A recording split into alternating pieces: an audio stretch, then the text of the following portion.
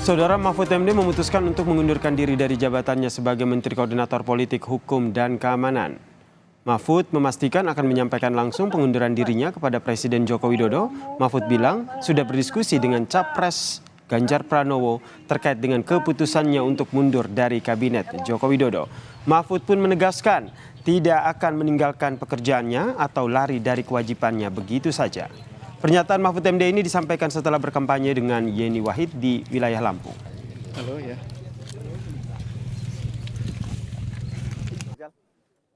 Kami diberi tugas dan menerima tugas dengan saling menghormati, maka saya tidak akan tinggal gelanggang colong pelayu.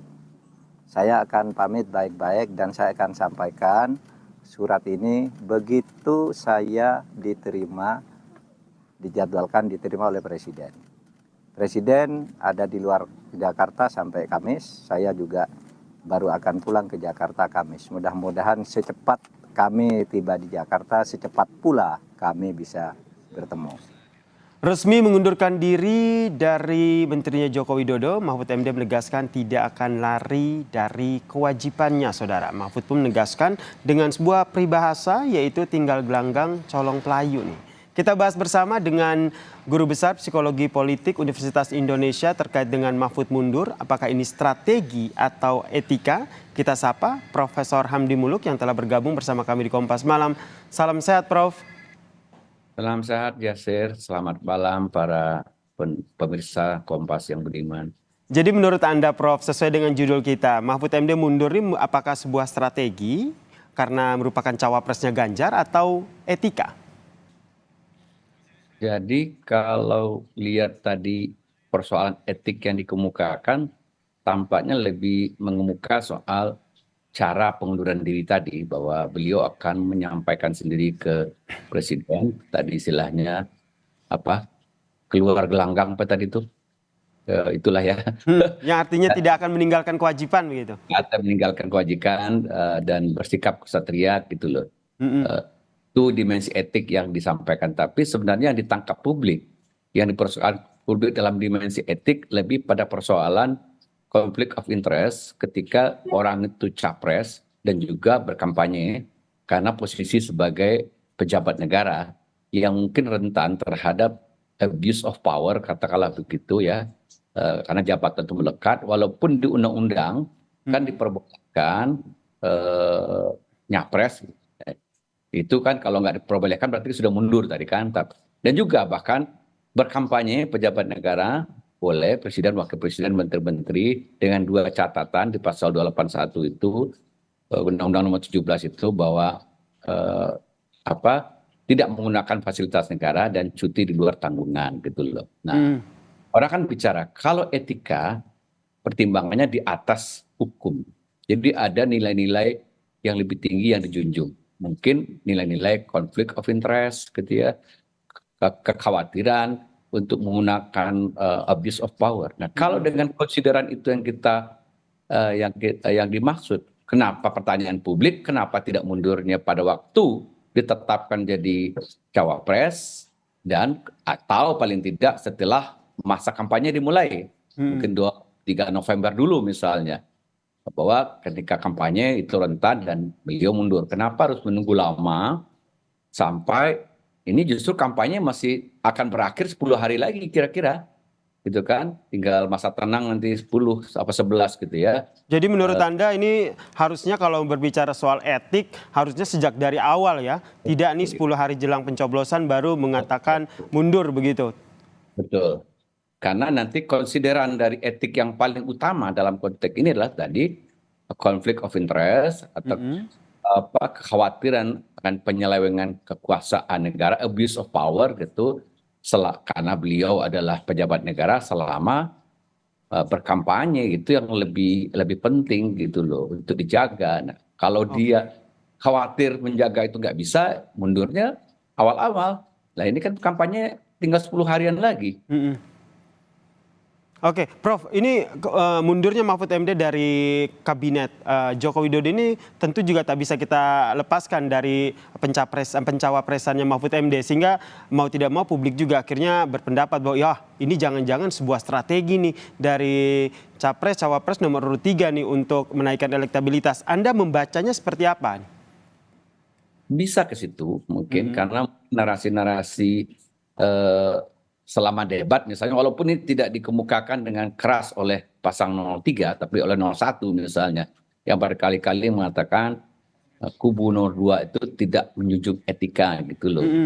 Jadi, nah apakah misalnya positioning seperti itu akan mempertegas misalnya kubu 03 akan mengambil posisi berseberangan lebih tegas dari posisi 02 yang diasosiasikan dekat dengan kubu incumbent penguasa sekarang begitu. Jadi ini kalau Anda mengatakan itu bagian dari strategi untuk menaikkan elektabilitas.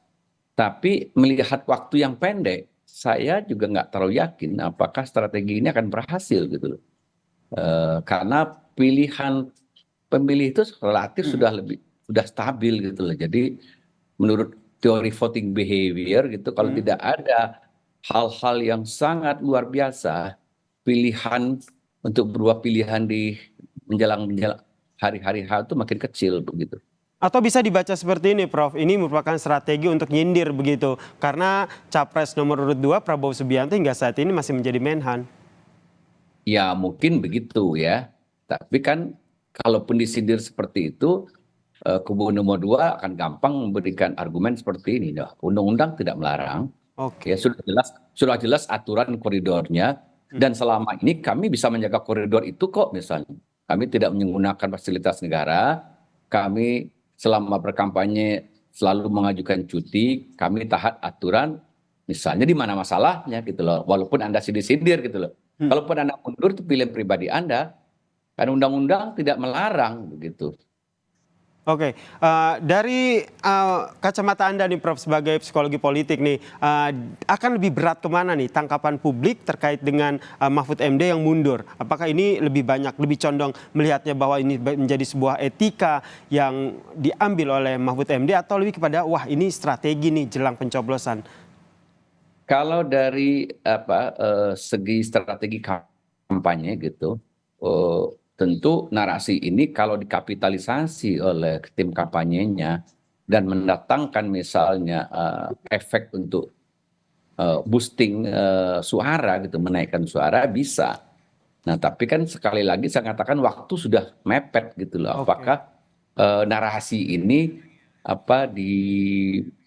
cukup ditanggap oleh publik dengan bagus gitu dan berefek elektoral untuk menaikkan elektabilitas gitu loh. Jadi tapi saya menganggap mungkin tidak, karena isu etika ini sudah berkali-kali dilontarkan juga semenjak dulu isu Mahkamah Konstitusi. Terus bergulir juga di debat-debat begitu, sudah digaungkan berkali-kali. Tapi faktanya posisi elektabilitas masing-masing calon itu kan tidak banyak berubah juga gitu. Baik 01, 02, 03. Bahkan yang mengambil untung ini 01, saya lihat dia ketika isu etika ini diambil, suara lebih banyak condong ke 01 begitu. Karena positioning politiknya yang jelas sebagai kubu antitesis dari 02 begitu. Oke, kita lihat nanti langkah politik apa. Tapi ini yang menjadi saya penasaran nih. Apakah dengan langkah mundurnya Mahfud ini juga menjadi sebuah tanda begitu hubungan antara Presiden Joko Widodo dengan PDIP maupun dengan Mahfud ini semakin jauh gitu? Bisa seperti itu, tapi mungkin bagi publik tidak cukup dengan mundurnya seorang Mahfud itu untuk menyimpulkan seperti yang Anda bilang tadi. Oke, gitu. terlalu jauh ya, oke. Baik. Terima kasih Guru Besar Psikologi Politik Universitas Indonesia Profesor Hamdi Muluk telah bergabung bersama kami di Kompas Malam. Salam sehat, Prof. Salam sehat.